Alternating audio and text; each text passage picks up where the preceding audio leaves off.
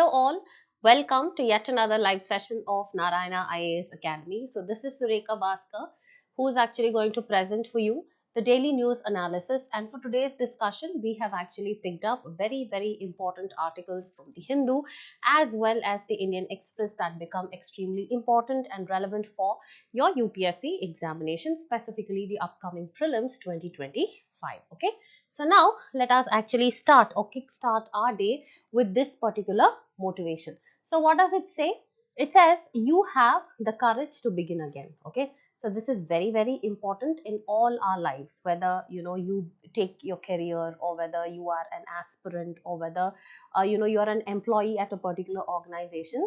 Despite the difference, I mean, what to say, despite the various challenges, the failures or the setbacks that you actually face in life, what happens is that you always have the inner strength and the determination to start over all again. Okay, so once you actually rise over all again, that actually means that you are a person of extreme grit, determination as well as hope. So having said this, let us move forward and see what Narayana IAS Academy actually has for to give to you people to ease your preparation for the UPSC CSE examination. I told you we have come up with a 110-day planner.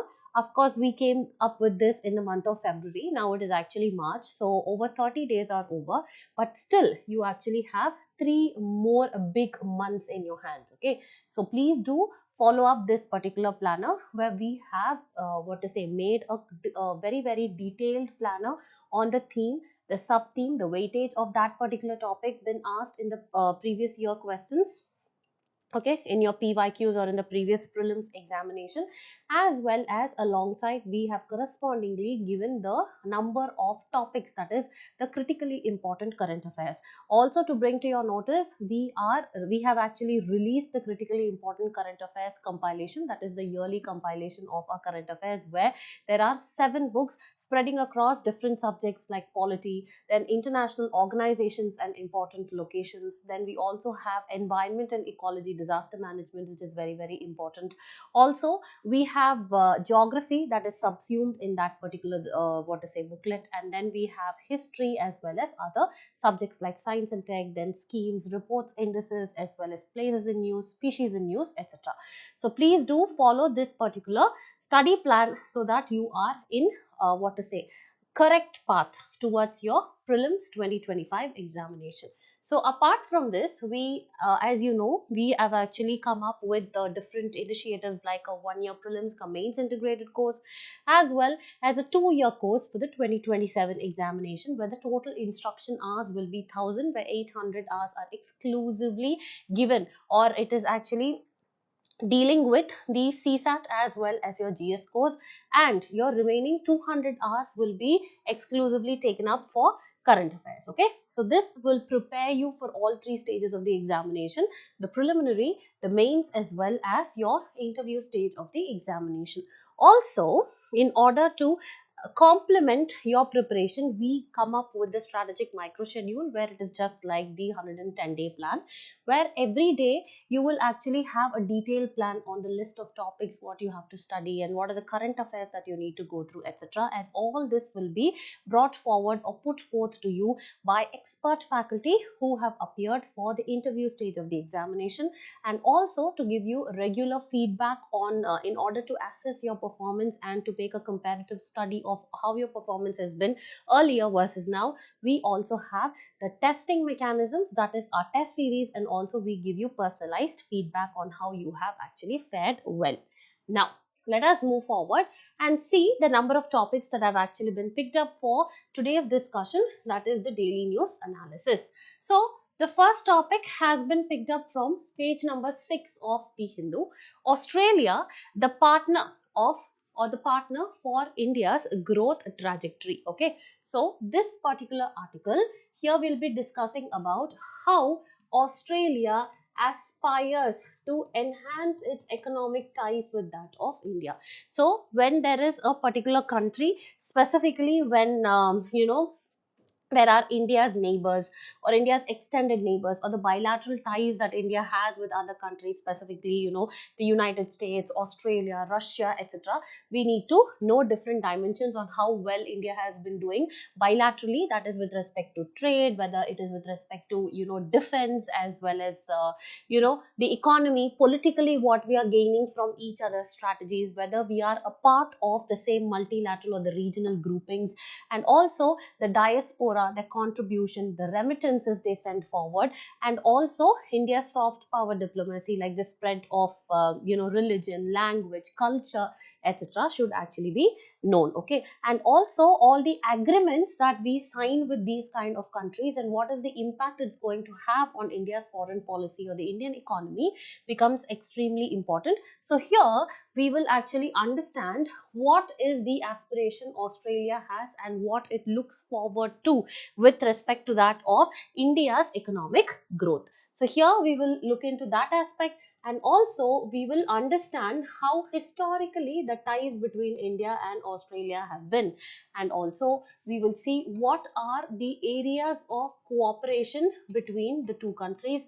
At the same time, what are the challenges that the bilateral ties between these two countries actually face, and finally we will discuss few way forward methods or strategies, okay, in order to deal with the challenges. So if you see these many dimensions discussed, it's a detailed discussion, that is, it is a mains article.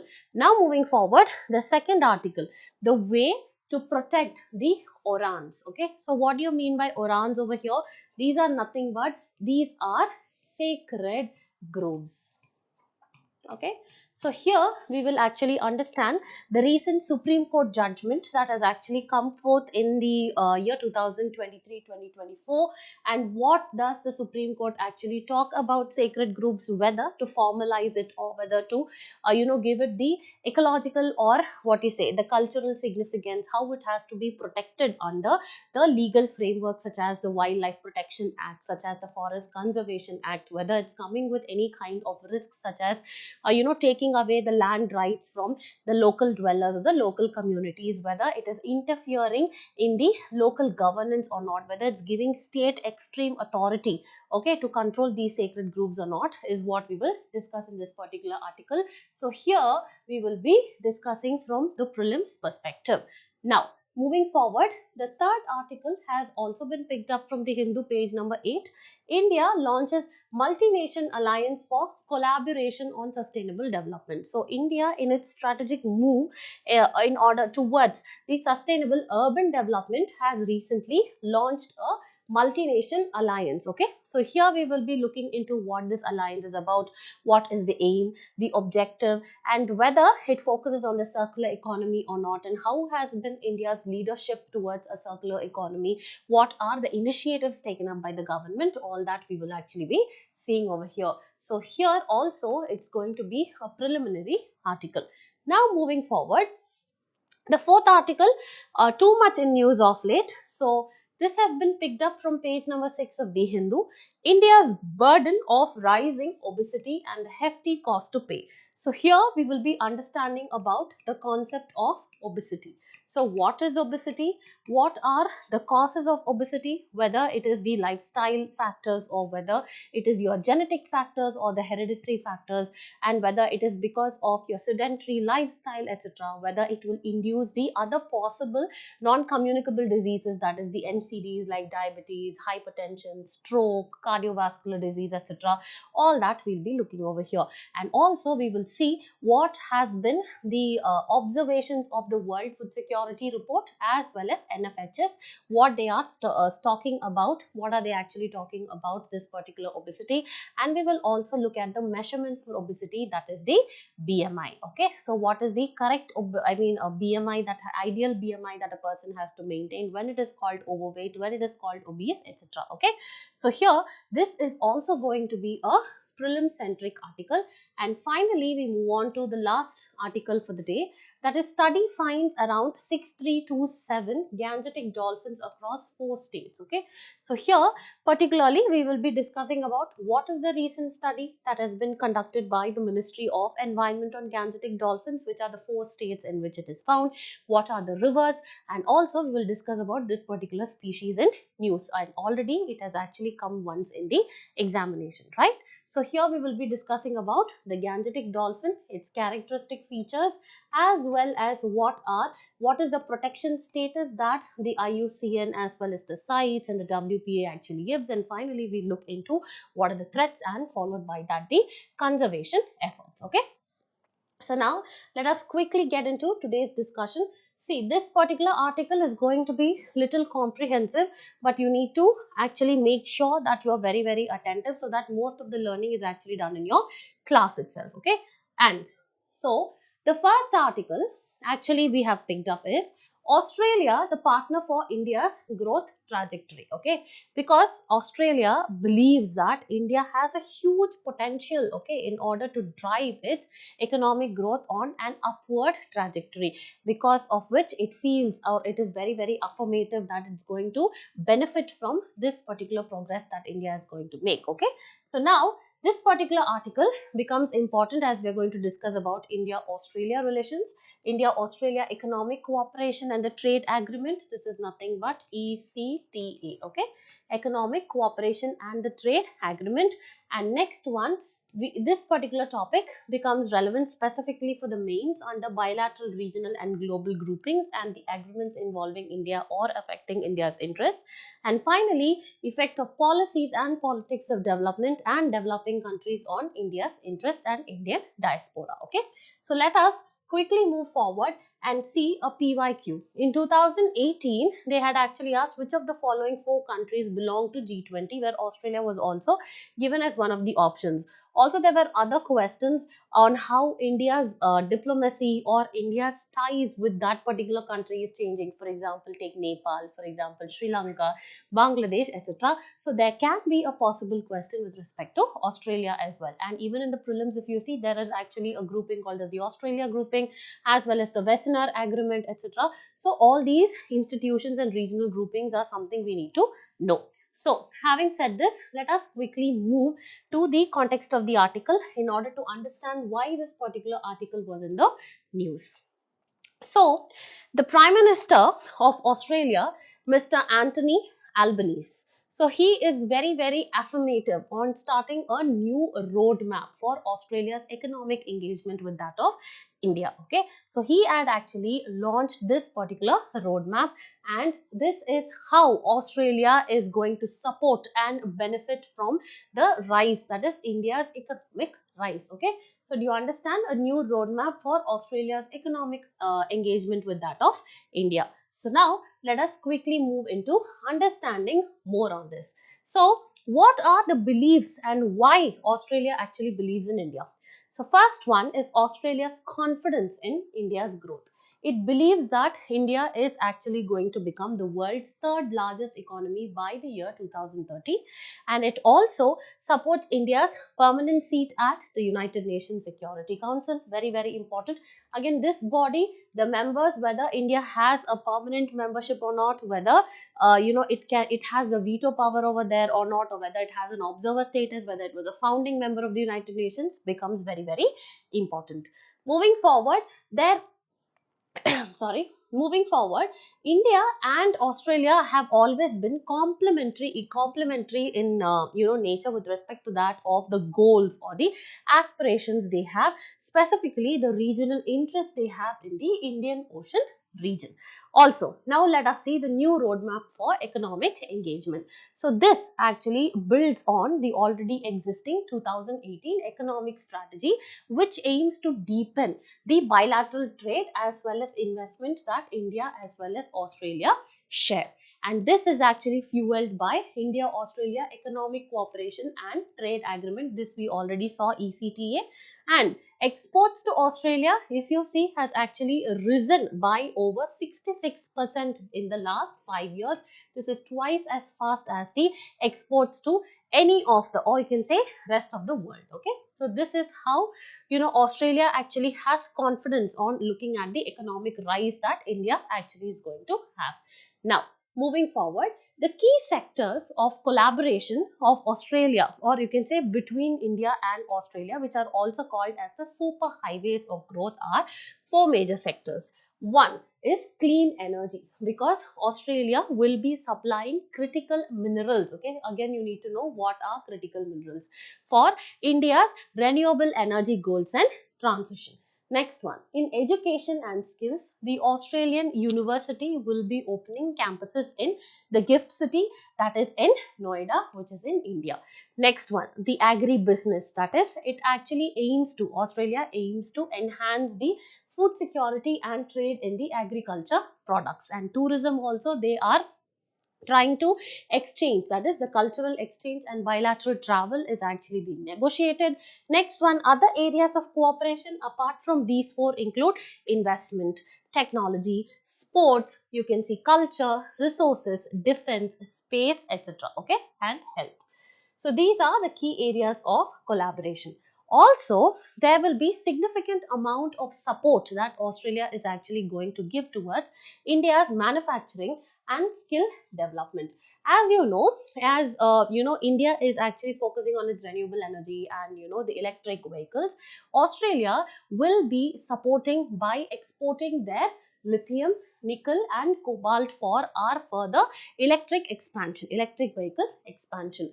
Also, there are Australian universities that is going to support 2 crore people annually in India through high quality education as well as training. Next one, the role of Indian diaspora. If you know, there are around 10 lakh Indian Australians who are actually present over there, who act as a bridge between both the nations. And also, Australia will be investing around 22 crores in the Maitri Grants program in order to maximize the diaspora led business as well as agriculture exchange. So these are all these are all very general things that you need to know. What is the basic tie between Australia as well as India, or what is keeping the relationship intact. Now, let's move forward and understand what has been the historical evolution of India-Australia ties. So if you're not able to see this, let me just expand for you guys. Oh no, 1 minute. Yeah, I'm not able to open this for you. Just give me a minute.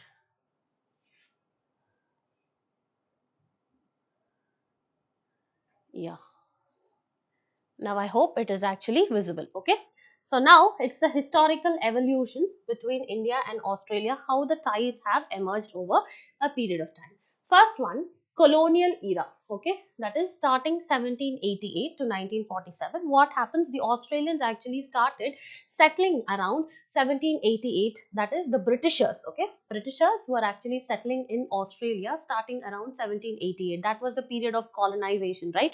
India was also colonized somewhere during that time. So, the British settlement in 1788, that itself actually led to the trade, because there was trade that was going on between Australia and India. That is, British colonized Australia with British colonized India. Okay, and also there were Indian laborers who were named as the Lascar sailors. They were among the earlier settlers in Australia. Okay, now moving forward, post the independence, from the period of 1947 to 1970, there were measures to establish the diplomatic relations between India as well as Australia, where number one, the Consulate General of India, they had actually opened the trade office in Sydney in 1941 itself. And also, Australia supported India's membership in the Commonwealth. What do you mean by Commonwealth? These are a grouping which have 56 members as of now, okay, who have historical colonization as commonality, okay. So these are nothing but the countries which were earlier colonized by the British. So they come together and they actually form the Commonwealth. So these actually include countries across Australia, and you have Europe, and then you have Asia, etc. Okay. Now let's move forward and see. The next one is nuclear freeze. Okay, this is after the period of 1920, that is during the period of 1990 to 2000, there was nuclear freeze because Australia condemned the nuclear testing of India, and this was the period of what to say, friction between both the sides. Okay, because Australia in the year 2007 banned the export of uranium to India. Okay, now next one was the decade of cooperation. From the period of 2000 to 2010, there was a decade of cooperation because that was the time Australia became an what to say, an observer of SARC. So what is this? South Asian Association of Regional Cooperation. Okay, so here you need to know who are all the members, whether India is a part of it or not. When was SARC established? Okay, India was a founding member. And now when Australia actually became an observer, how it motivated both the countries to build the strategic partnership. And following this, in 2009, there was Australia-India strategic partnership, which was actually signed. And in 2010, there was the first military exercise that was called as Austra-Hind, that is Australia and India together. So here it actually started in the colonial era. Then what happened? It actually started in the next one. It followed the establishment of the diplomatic relations where the consulate was established. And following that, we had the support from Australia to join the Commonwealth. However, there was a period of strain that was from 1990 to 2000 where Australia was not in favor of nuclear testing of India. Thereby, it actually stopped the export of uranium to us. And after that, there was a decade of cooperation when Australia became an observer of SARC, where India was a founding member, and we had the establishment of Australia-India strategic partnership. Now, let us actually see how it moved forward. Okay, so next what happened? There was a period of nuclear thaw. Okay, there was nuclear freeze, that is the relationship between them was strained and the export of uranium was frozen. However, from the period of 2010 to 2020, what happens is that Australia reversed its ban on India, and then what happened? The uranium exports actually resumed to India, and then the Civil Nuclear Energy Cooperation Agreement was signed in the year 2014, and finally Australia became a part of the Quad Summit. Okay, so what are all the countries over here? It has India, it has US, it has Australia, as well as Japan. Okay, do you understand? And finally, if you see towards the common future, that is from the year 2020 to the present. In 2020, there was an upgradation to the comprehensive strategic partnership. And then only in 2022, there was this ECTA, that is Economic Cooperation and Trade Agreement. And finally, in 2024, there was this India-Australia Renewable Energy Partnership that was actually signed between both the parties. So this has been the historical evolution of Australia as well as India's relation. Now, let us move forward and understand what are the key areas of cooperation. Here, I will actually take you very quickly. So, if you see bilateral trade and investment, bilateral trade actually stands around 31.72 billion in 2023-24, and Australia is among the top 10 trading partners as of 2022-2023. And what are the exports that India actually does to Australia? It includes the gold, petroleum products, textiles, pharmaceuticals, as well as machinery. And there are investments, that is Australia is the 15th largest investor in India, and cumulatively if you see the amount of FDI that is actually flowing into India from Australia from the year 2000 to 2023, it is around 16.19 billion. So if you see with respect to trade and investments, the ties between both the sides is actually favorable and good. Now after this, let's move to the second one. If you see the international forums, we actually collaborate on a number of multilateral organizations, taken the United Nations, because now also Australia is actually favoring India to become a permanent member of the UNSC. Next one, is G20, World Bank and WTO. Again, you need to know about all these organizations. And next take the IORA, that is the Indian Ocean Rim Association, where India is a member, and Australia also actively participates in the in order to promote the maritime security of the Indian Ocean region.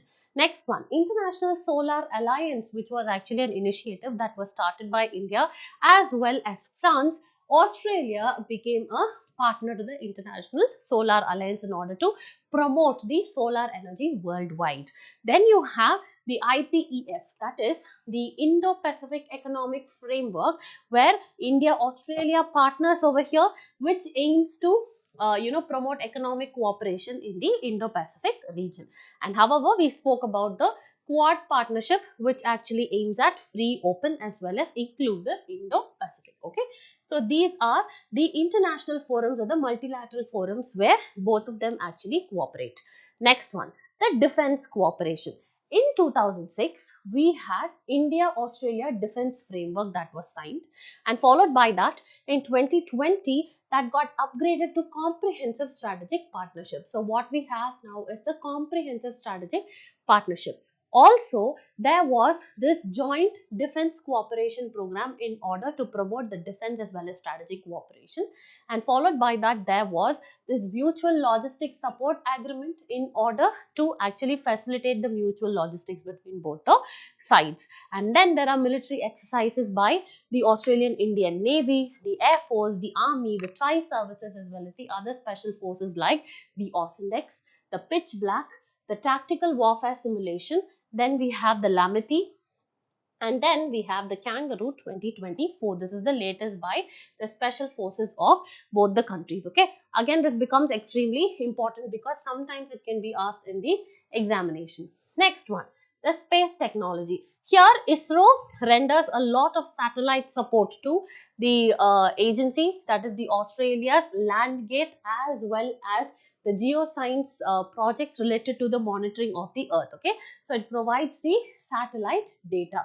Also, there have been joint efforts by the Indian Space Research Organization as well as Australia's CSIRO, that is nothing but Commonwealth Scientific and Industrial Research Organization, in terms of space research as well as data sharing.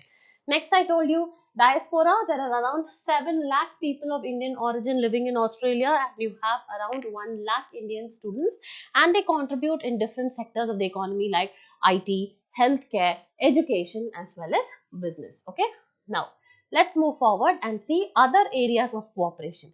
It is also, apart from space, apart from the trade and investment, the multilateral dialogues that they are a part of, they are also a part of cyber security. That is, there was India-Australia cyber security framework that was signed in the year 2016. Also, the counter narcotics, where India joined the Australia-led global coalition on the synthetic drugs.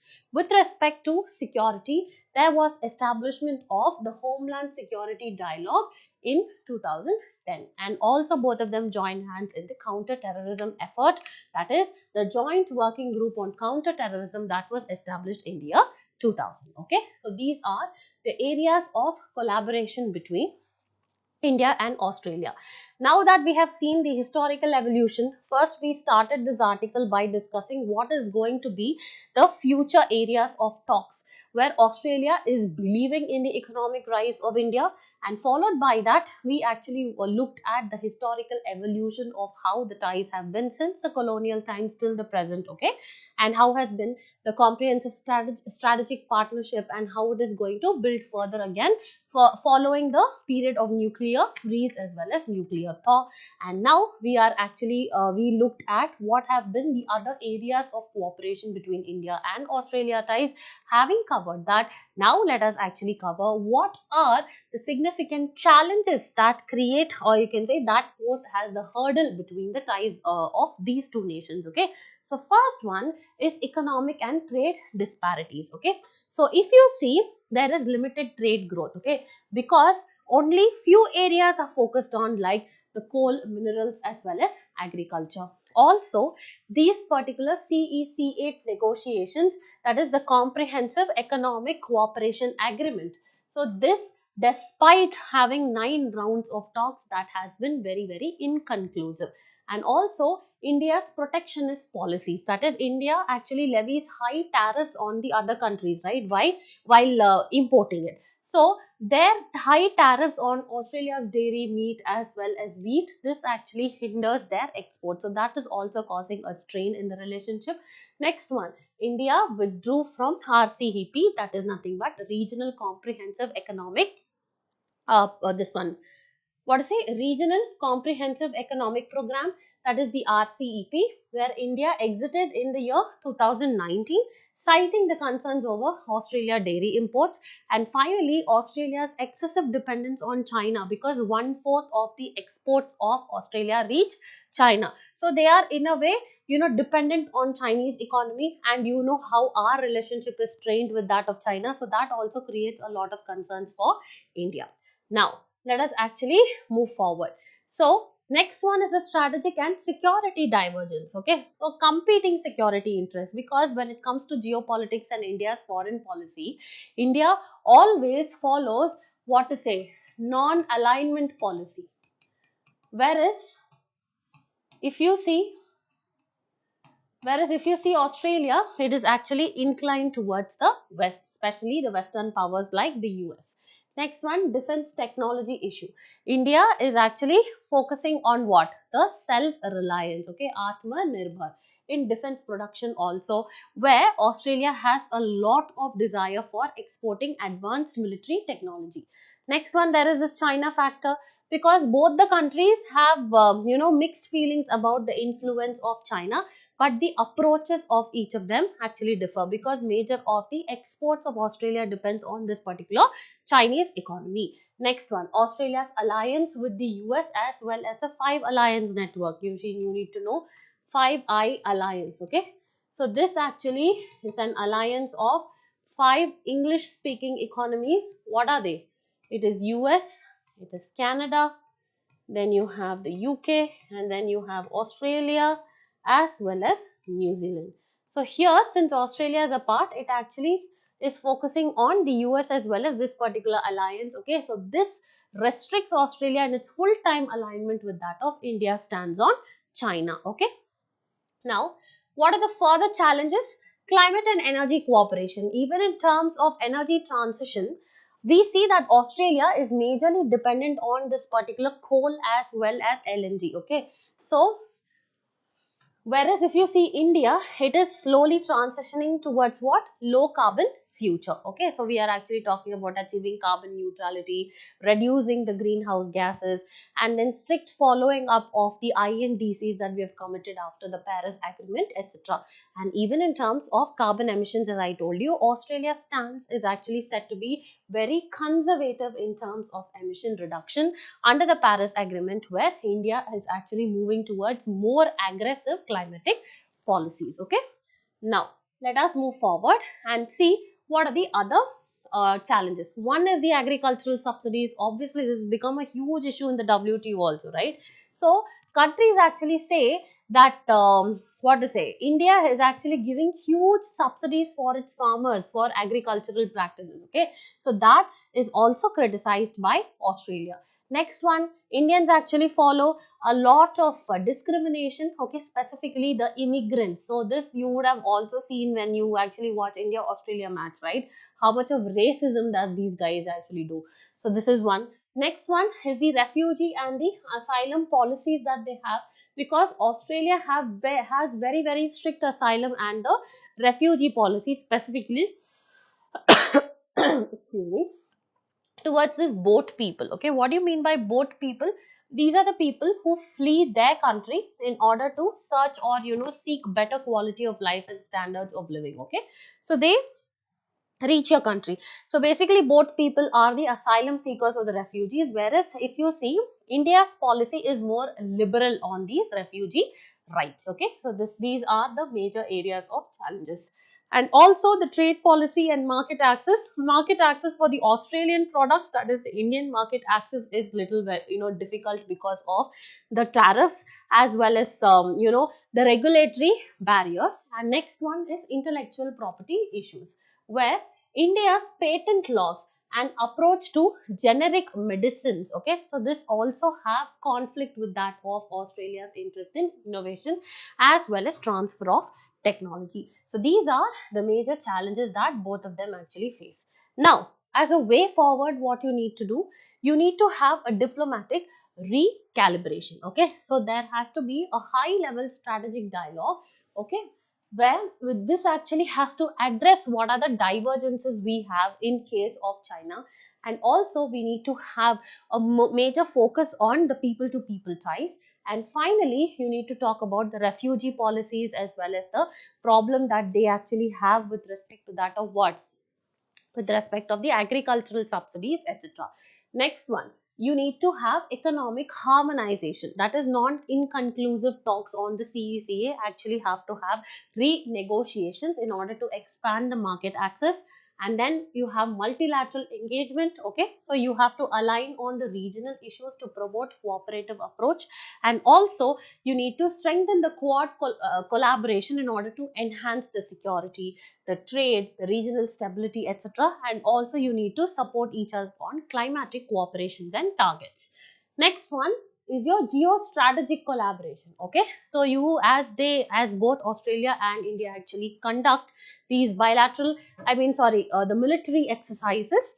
Here what happens, you need to expand your joint defense exercises and technology transfers, and also you need to counter China's assertiveness uniformly, while at the same time respecting each other's diplomacy as well as sovereignty. And also joint critical infrastructure projects have to be taken by both sides, that is India and Australia.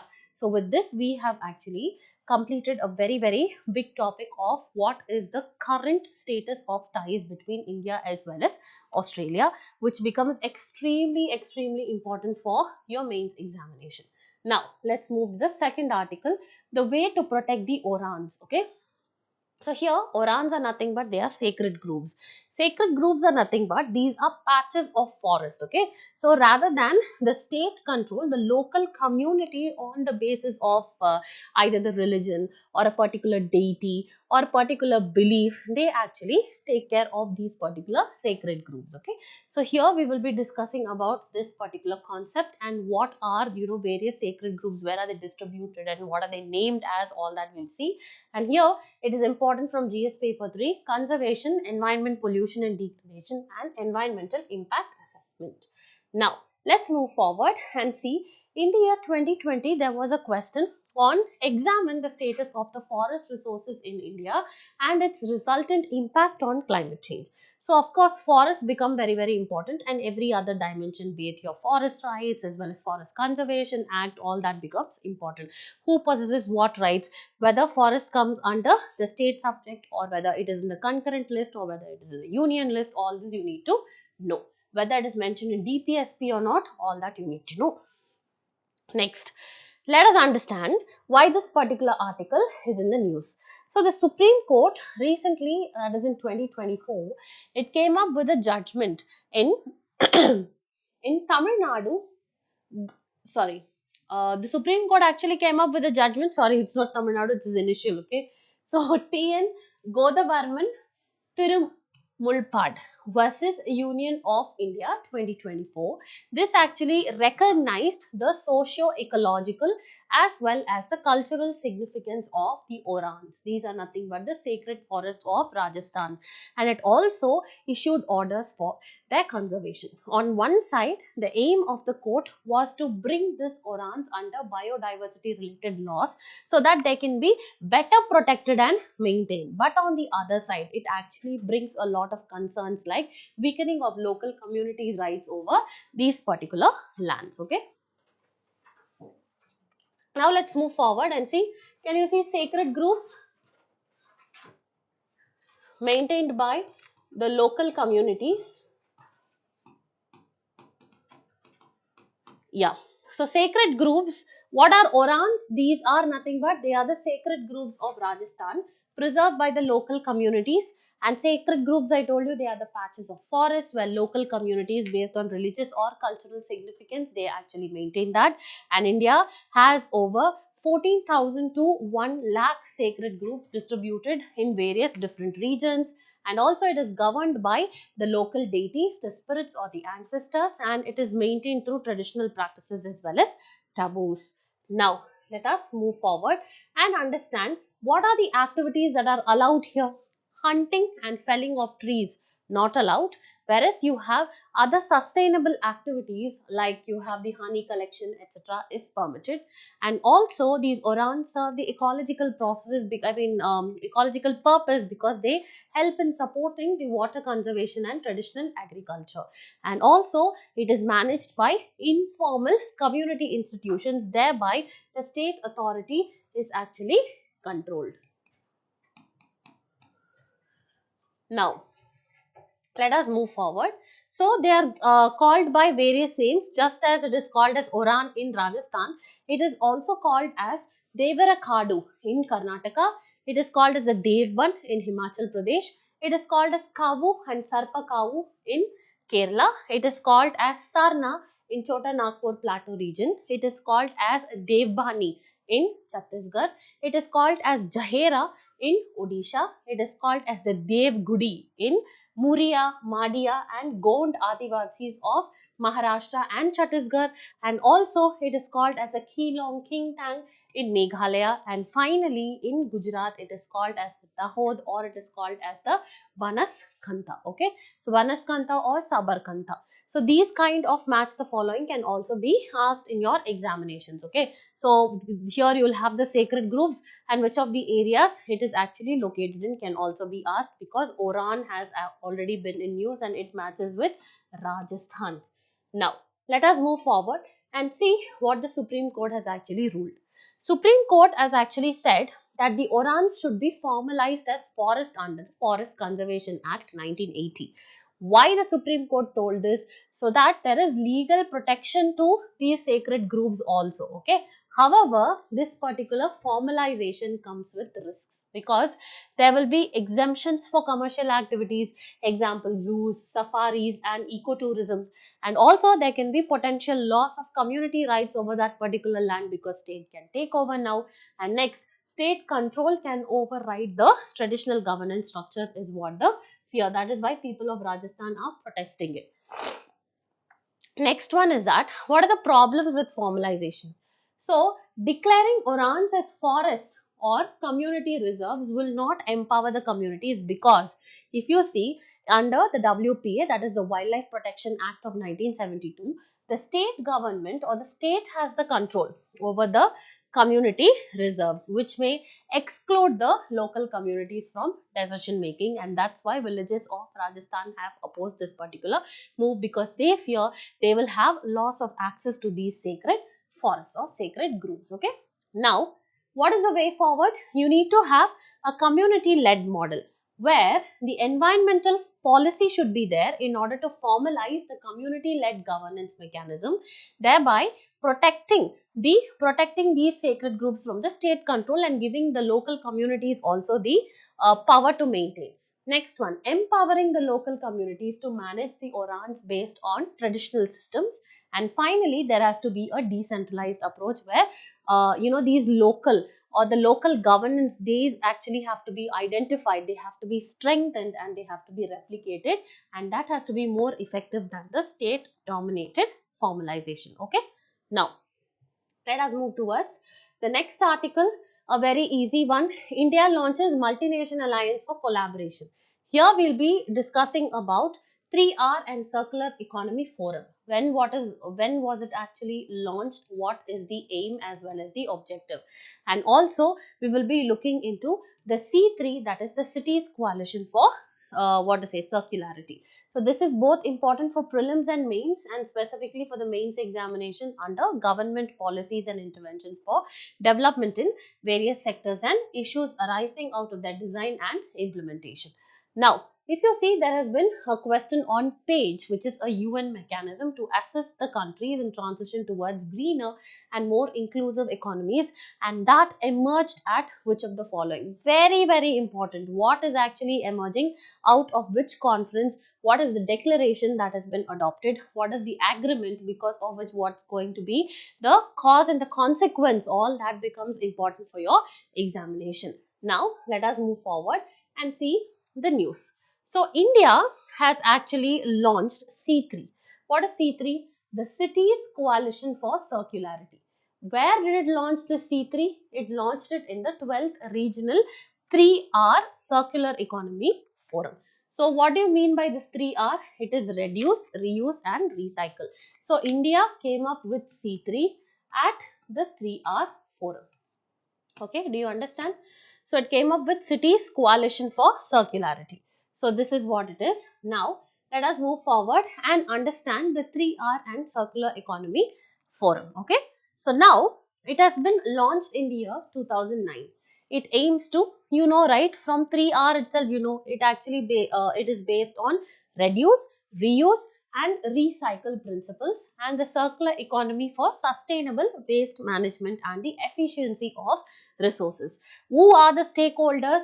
It includes the policymakers, the industry leaders, the researchers as well as the development partners. What are the focus areas of this particular circular economy forum is the sustainable urban development, first one. Next one is waste management and resource efficiency, and then you have to have PPP, that is the public private partnership for green infrastructure. So this is what is about this particular forum. And what is the key milestone that this forum achieved? There was there was this adoption of the Hanoi 3R declaration, which actually had 33 voluntary goals for transitioning towards a more resource efficient and a circular economy. And also currently it is the 12th forum, 12th forum meeting in Jaipur, India, and here only there was launch of C3, that is Cities Coalition for Circularity, okay, for city to city collaboration, and around 1800 crore allocation has been done under city investments in order to innovate, integrate and to sustain. That is called as the CITIIS 2.0 for sustainable urban projects. Okay, so this will be done across 18 cities and 14 states. Okay, so 18 cities spread across 14 different states. So what is a circular economy? This is nothing but it is a model. So this actually is different from that of the traditional methods where they actually take, they make and they dispose earlier. But now what it focuses on, it actually focuses on reducing the waste, okay, and then trying to reuse the waste, and finally ensuring that the resource efficiency is maintained and the products are reused and recycled rather than being discarded. Okay, this is what is called as circular economy. So it's a model that emphasizes on reduction of the waste, maximizing the resource efficiency and ensuring the products are reused rather than discarded, and also reused and recycled. And also this is against, or this is actually totally opposite to the traditional linear economy and aims to minimize the environmental impact. Okay, so if you see the circular economy over here, the raw materials are there, the sustainable design is over here. After that, what happens? The production actually happens, the distribution happens, then consumption happens, where you can actually have the reuse as well as the repair. Then it is collected, again it goes to the waste management sites, and finally the residual waste is collected. So this is what is called as the circular economy. Next one is India's commitment. So India definitely has actually actively participated and it has promoted the circular economy principles through various programs, such as you have the the Swachh Bharat mission, then we have the smart cities mission, we have the extended producer responsibility, that is producer pay principle. All that we need to know. First one is Swachh Bharat mission. This promotes the waste segregation and management. Next one, the smart cities mission, integrating the sustainable urban planning.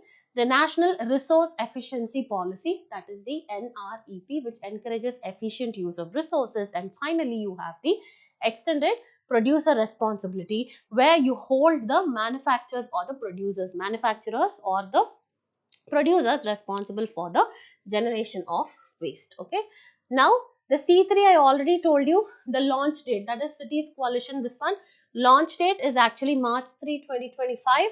This is an initiative, the 12th, it has actually been initiated by India at the 12th regional 3R and circular economy forum. Objective, city to city coordination in order to achieve this circular economy principles. Institutional mechanism is a working group of member nations to develop an operational framework, and then they have to have regular forums for policy dialogue as well as capacity building and engagement also with the private sector players to invest in sustainable urban projects. So this is what is this C3 initiative. Next one, key focus areas we already saw, and then the major initiatives also included the CITIIS, right? That is 2.0, where the MOU was actually signed. It is going to be implemented across 18 cities, across 14 different states. Okay, so this is what it is, and this finally strengthens India's leadership in circular program and also India's pro planet people approach, that is the P3 approach. So these kind of points become very important for your mains examination. Okay,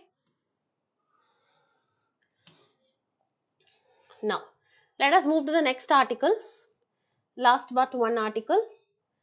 This actually is very easy. India's burden of rising obesity. So here you need to understand what do you mean by what to say obesity, what are the causes, whether it is the genetic factors, what are the, whether it's a lifestyle factor, etc. The observations by NFHs, how it is measured, all those things as we already told you. So India's obesity burden has to be known alongside what do you mean by this particular condition of obesity. It's important from science and technology perspective, developments and their applications, okay, and also the effects in everyday life. Let's move forward. There has been a previous year question, the increase in life expectancy due to health challenges, and also few days back there was a question on non-communicable diseases. So all these things you need to know. Moving forward, let us actually see. As per the NFHS 5 report, India has actually witnessed a significant rise in obesity over the last 2 decades. Okay, so here we will see that nearly 25% of the adults are actually obese. Now, let's move forward and understand what do you mean by obesity. This is nothing but it is an excessive accumulation of the body fat that is called as adipose tissue, which is actually below your epidermis, that is nothing but below your skin, and this is a chronic condition and it develops progressively over time. Now quickly let us actually see what are the causes of this obesity. Obesity is majorly an imbalance between the intake of energy as well as the energy expenditure. This leads to excessive accumulation of fat. Okay, so it can be influenced by a variety of factors. What are the factors?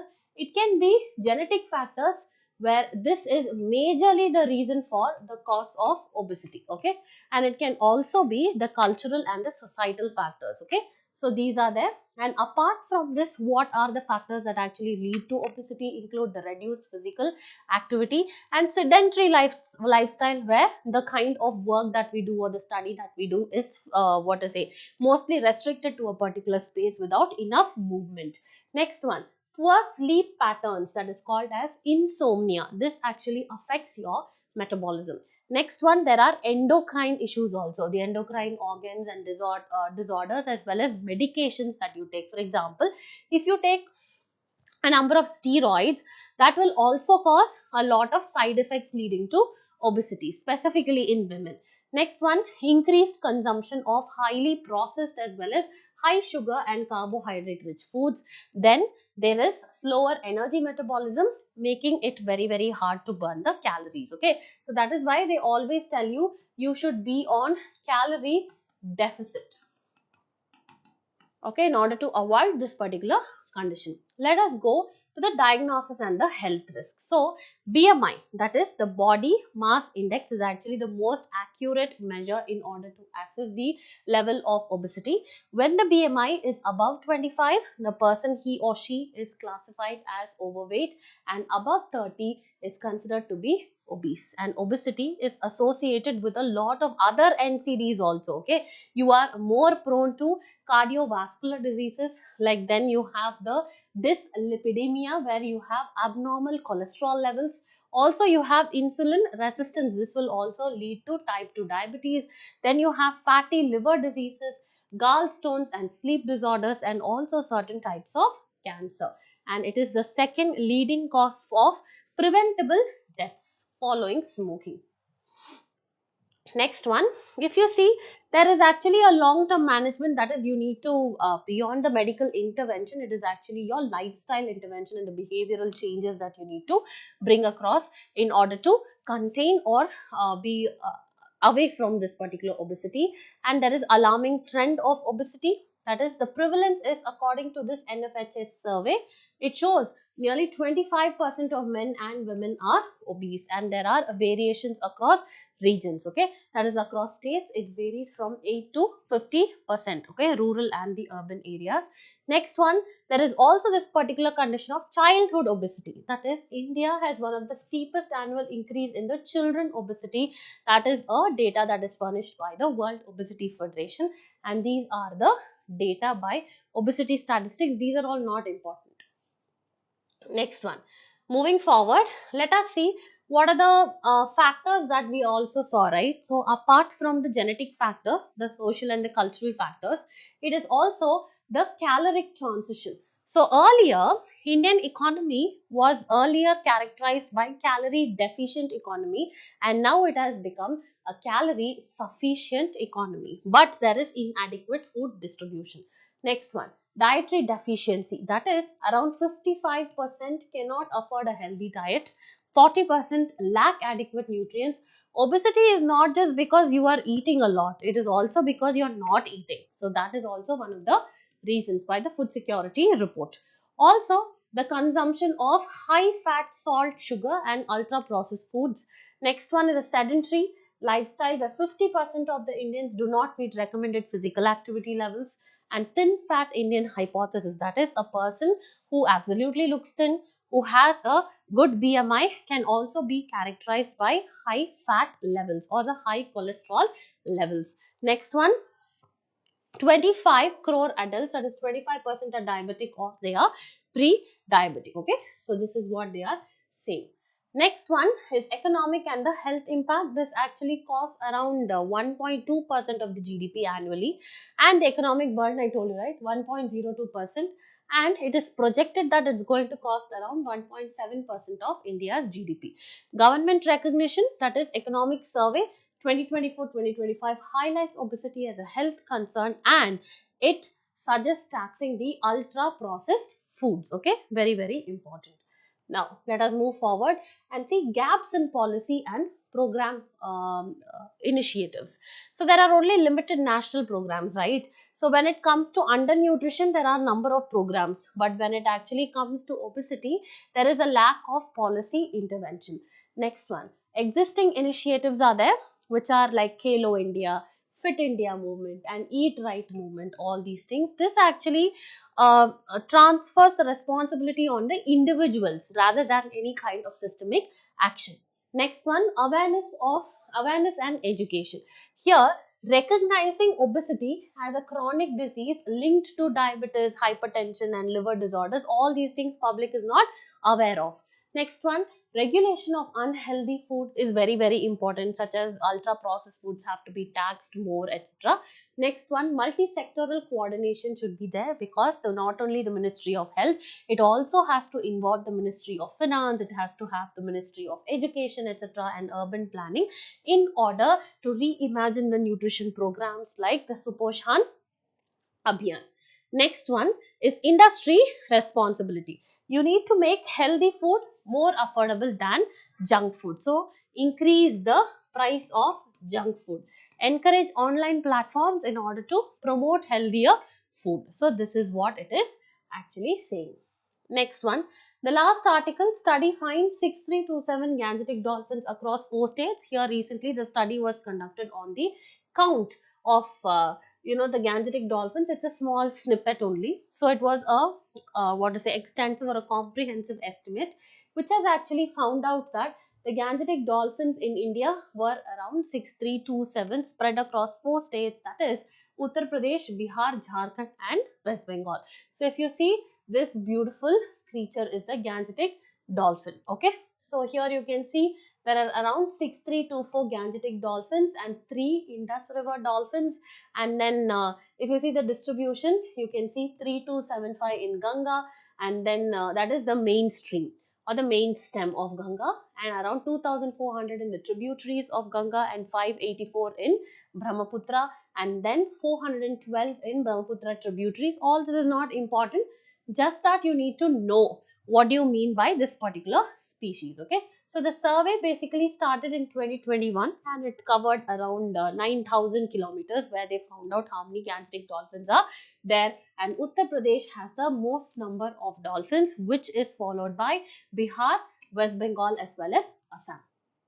Now moving forward, let us see Gangetic dolphin, which is also called as the Platanista gangetica. It is a freshwater species and it is one of the fewer dolphins globally. It's also called as the Su and it is also called as the tiger of the Ganges. It was officially discovered in the year 1801. And what are the characteristics? It has a long body, it has a thin snout, it has a round belly, and it has a stocky body and a large flippers. Flippers are these. Okay. So it has large flippers. Next one, it inhabits the Ganges, Brahmaputra as well as Meghna and the current fully Sanghu river systems in Nepal, India as well as Bangladesh. Then it is commonly known as the blind dolphin and Ganges dolphin. It's also called as the Ganges Susu, he who sight swimming dolphin, or the South Asian river dolphin. So these are the characteristics of this particular dolphin. Due to its lensless eyes, it does not have lens in the eyes. Okay, so that is why it is called as the blind dolphin. However, it has a very highly developed what biosonar system, which actually helps it in movement. Okay, so this also helps it for hunting and finding its prey in murky waters. It is a mammal, very important. So as a mammal, it cannot breathe underwater and must surface every 30 to 120 seconds. Okay, so if this is the sea, you can actually see dolphins like this, right? Jumping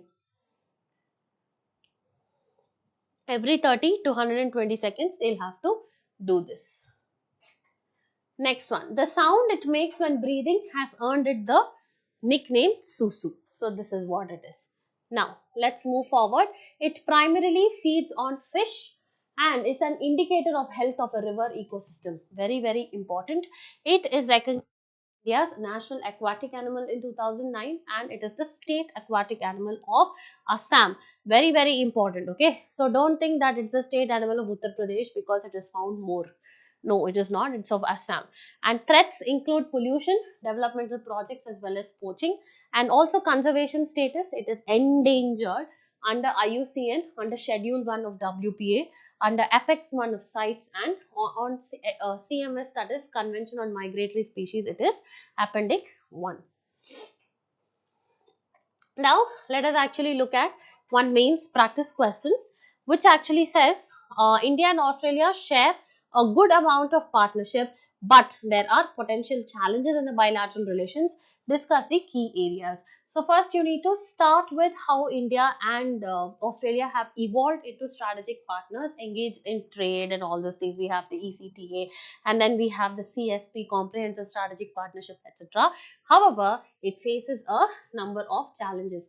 Here you will actually talk about various areas of cooperation in trade, investment, defense, security, in education and people to people ties, clean energy and multilateral engagement, and then discuss about what the challenges in the relationship, like the disparities it actually has, what is the defense technology it focuses on, the inclination that Australia has towards that of China, and then you'll talk about the climate and the energy issues, where the fossil fuel policy as well as the carbon emissions policy of Australia are a little conservative when compared to that of aggressive climate policies with respect to that of India.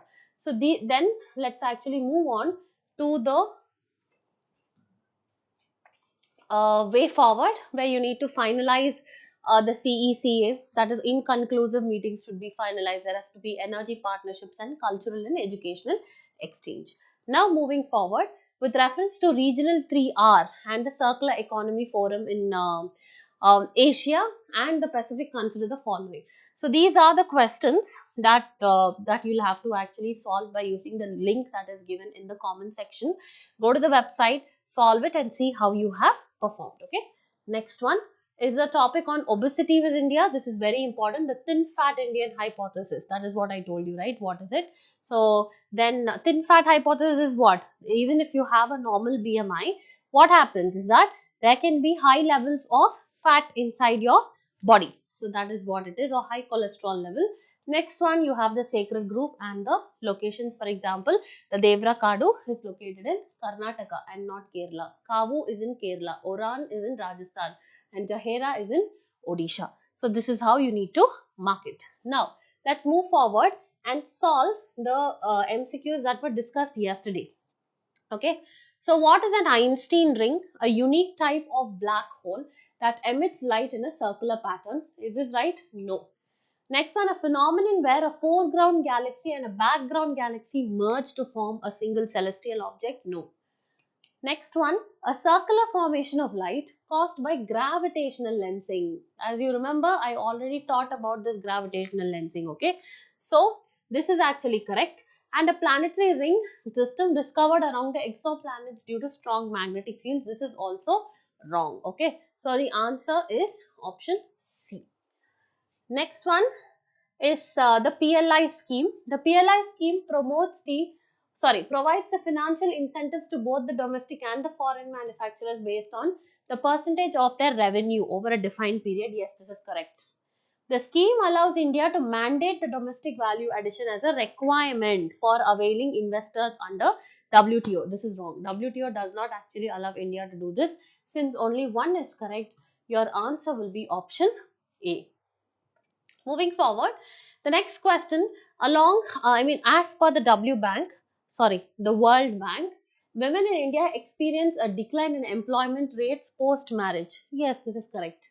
And according to the ILO, over half of the women in India remain outside the labor force due to caregiving responsibilities. This is also correct. So both the 1 and 2 are correct. Okay. So with this, we've actually come to the end of our daily news analysis session. So for more such updates as well as interactive live sessions, please do like, share and subscribe to Narayana IAS Academy YouTube channel. Thank you and we'll meet you soon in another live session.